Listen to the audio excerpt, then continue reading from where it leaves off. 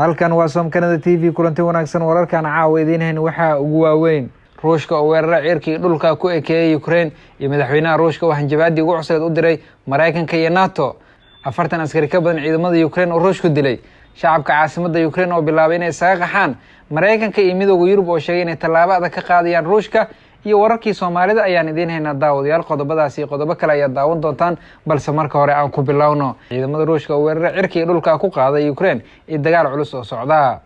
ciidamada Ruushka ayaa gantaal ku garaacay magaalooyin badan oo Ukraine ka tirsan sida ay sheegeen saraakiisha iyo warbaahinta kadib markii madaxweynaha dalka Ruushka Vladimir Putin uu fasaxay in waxa uu yeeray howlgal military oo gaar ah laga fuliyo bariga dalkaasi waxay kadib khudbadda madaxweynaha Ruushka markii laga sii daayay telefishinkaasi dalkaasi waxa qaraxyo waaweyn laga maqlay caasimadda dalka Ukraine ee Kyiv rasaas ayaa ka dhacaysa meel u dhow garoonka diyaaradaha caasimadda sida ay sheegtay wakaaladda wararka Infrax waxaana magaalada caasimadda dalkaasi laga maqlayaa gantaalada ay Ruushka ku garaacayaan Ukraine madaxweynaha Ruushka isagoo si toos ah uga hadlaya telefishinka dalkiisa ayaa waxa uu sheegay in jawaabta uu dalkiisa noqon doonto mid degdeg ah haddii la isku dayo in la soo istaago howlgallada dalkiisa uu ka bilaabay Ukraine Putin waxa uu hadda bilaabay duulaan buuxa oo ku qaaday Ukraine magaalooyin nabadoon Ukraine waxa ku socda duqeyn waxa bartiisa Twitter ku soo qoray wasiirka arrimaha dibadda dalka Ukraine militariga Ruushka ayaa sheegay inay duqeeyeen saldhigyada ciidamada cirka Ukraine iyo goobaha kale ee militariga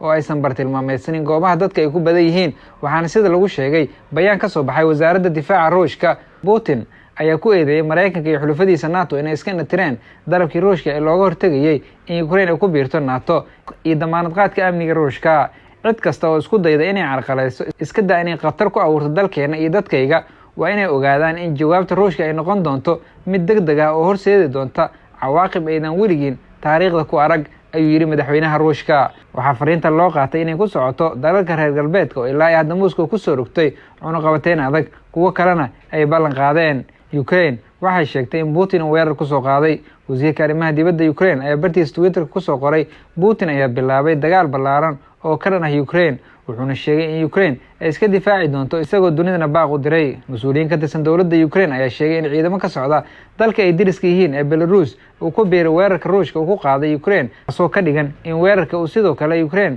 kaga socdo dhinaca waqooyi Belarus waxay muddo ahba gacan saar lahayd Ruushka dadka qaar ayaa dalkan yar ku tilmaamay mid u adeegaya Ruushka weerarka dhinaca waqooyi waxa uu heliya mid kale oo dhinaca bari uu ka bilaabay Ruushka waxaana jira warar sheegaya in Ruushka uu sidoo kale dhaqdhaqaaq military ka bilaabay waqooyiga dadka degan caasimadda dalka Ukraine ayaa ka baxsanaya magaaladooda dadka ayaa baraha bulshada lagu arkayay iyagoo baqdin daran ka muuqata iyadoo qaarkood ay sheegayaan inay ku carareen meel ay ku dhuntaan muuqaalka telefishinka uu muujiyay dad ku dayacan wadooyinka dhexdooda iyagoo koox ah wariyaha wargeyska The Guardian oo ku sugan Kyiv ayaa bartiisa Twitter ku soo qoray in dad yar lagu arkayo wadooyinka dadkuna ay safaf ugu jiraan mashiimada lacagaha lagala baxo madaxweynaha Mareykanka Joe Biden ayaa sheegay in telefoon kula hadlay dhigiisa Ukraine kuna wargeliyay in Mareykanka iyo dalalka kale isbahaysiga la ee kala dhaxeeyo ay qaadi doonaan tallaabooyin adag oo looga jawaabayo weerarka Ruushka uu ku qaaday Ukraine Biden ayaa weerarkaas ku tilmaamay mid aan cudurdaar lahayn madaxweynaha Mareykanka ayaa sheegay in kulan ay ka yeelan doonaan hogaamiyayaasha G7 maanta oo Khamiisa isagoo ku hanjabay in cunaqabateyn adag la dul dhigi doono dalka Ruushka ra'iisul wasaaraha UK Boris Johnson ayaa isugu yeeray golihiisa wasiirada kulan degdeg ah oo ay uga arrinsanayaan jawaabta ay UK ka bixinayso weerarkaasi ra'iisul wasaaruhu wuxuu Putin ku eedeeyay inuu doortay waddo dhiig iyo burbur ah wuxuuna ku hanjabay in Putin uu la kulmi doono go'aan adag weerarka ilaa hadda Ruushka uu wado ayaa waxaa la sheegay in ka badan 40 askari oo Ukraine u dhalatay inay ku dhimatay iyo in ka badan 10 qof oo shacab ah haddaba Turkiga ma ku dhacay inuu hor istaago maraakiibta dagaalka ee Ruushka Ukraine ayaa ka codsay dowladda Turkiga inay maraakiibta dagaalka ka xirto biyaha madow waxay sidoo kale Turkiga ugu baaqeen in maraakiibta Ruushka uu ka hor istaago marinka Baswas sida ay sheegtay safiirka u fadhida Ankara waxaan ku baaqayaa in marinka laga xiro waxaan codsi u gudbinaynaa dhanka Turkiga isla markaana waxaan doonaynaa in cunaqabateyn lagu soo rogo Ruushka ay tiri danjiraha u fadhisa Ukraine dalka Turkiga codsigan ayaa laba daran mid doora ah Turkiga oo xubin ka ah NATO isla markaana Ukraine iyo Ruushka xad kala dhaxayso badda madow xiriir fiican la leh labada dal heshiiska la gaaray sanadkii 1936 ayaa dhigaya in Ankara ay xukunto marinkaasi ayna xadidi karto maraakiibta dagaalka ee aadaya xilliyada dagaalka ama haddii qalqal la dareemo Ruushka waxay wajahaysaa go'doomin aan horey loo arag sabab la xiriira weerarka ay ku qaaday Ukraine waxaana la saari doonaa cunaqabateyntii ugu xooganeed ee midowda Yurub uu ku soo rogo abid, waxaana sidaas tiri madaxa siyaasadda arrimaha dibadda ururka Josep Borrell. Tani ma ahan su'aal ciyaar awood diblomaasiyadeed, tani ma ahan arrin nolol iyo geeri, tani waa mustaqbalka bulshadeena ayay tiri. madaxweynaha guddiga midowda Yurub madaxa midowda Yurub waxa ay sheegtay in weerarka Ruushia ay ku qaaday deriskeeda aysan xadgudub ku ahayn kaliya xeerarka caalamiga balse ay sidoo kale xadgudub ku tahay mabaadi'da wada noolaanshaha bini'aadanimada. waxay intaas ku dartay in midowda Yurub ay diyaarinayso kaalmo degdeg ah oo la gaarsiiyay Ukraine, howlgal daadgurayn ah oo shaqaalaha halkaasi laga soo saari doono. dagaalka cirka iyo dhulka uu Ruushka ku qaaday Ukraine ayaa weli soconaya, waxaana Ruushka u suurto gashay inay guud ahaan la wareegaan hawada dalkaasi iyadoo la xiray dhammaan duulimaadadii caalamiga ahaa iyo kuwii lookalka ahaa ee dalkaasi ka dhex shaqayn jiray.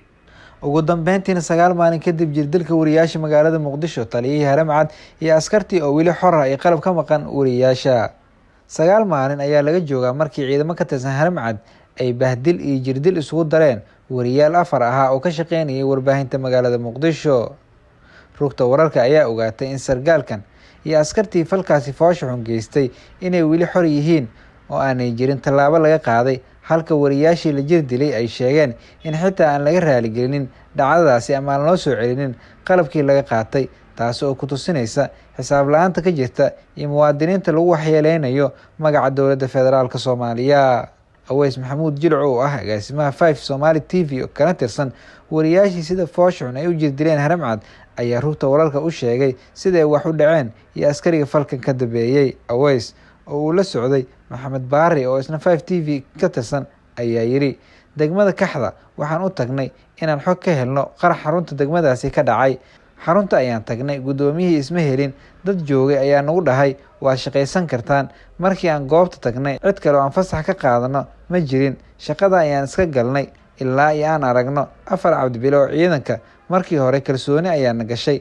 laakiin xabad ayay nagu bilaabeen, rasaasta iyo haraanti ayay nagu bilaabeen. ciidamadii oo dhan xitaa taliyihii jirdil ayuu noo geystay. duhur iyadoo ay tahay oo qorax darani ay jirto ayaa meel bacaad ah 2 saac jiifnay annagoo xabad u jiifnaa. taliyaha mataqaan falkaas geystay mise ogaa inaad warbaahin tihiin? waxa uu Aweys Jilco ku jawaabay haa, waxaana dhahaa Fanax waa taliye ku-xigeenka Haramcad, waa uu ogaa in saxafiyiin aan nahay, ileen qalabkii aan wadanay. waxa uu nagu yiri warbaahinta saaka ayaa uga digay, dartiin ayaa shaqada ugu soo laabtay, aniga naxariis ayaan ka raadinaynay, laakiin jirdil ayuu noo geystay. markii ciidamadiisana garaacayeenna waa nagu eegtay ayuu yiri Aweys. waxa uu sheegay inay waayeen taleefoonno, mikrafoon iyo mastercard iyo qalab kale oo ilaa hadda ay ka sugayaan hay-adaha ammaanka Soomaaliya inay gacantooda dib ugu soo celiyaan.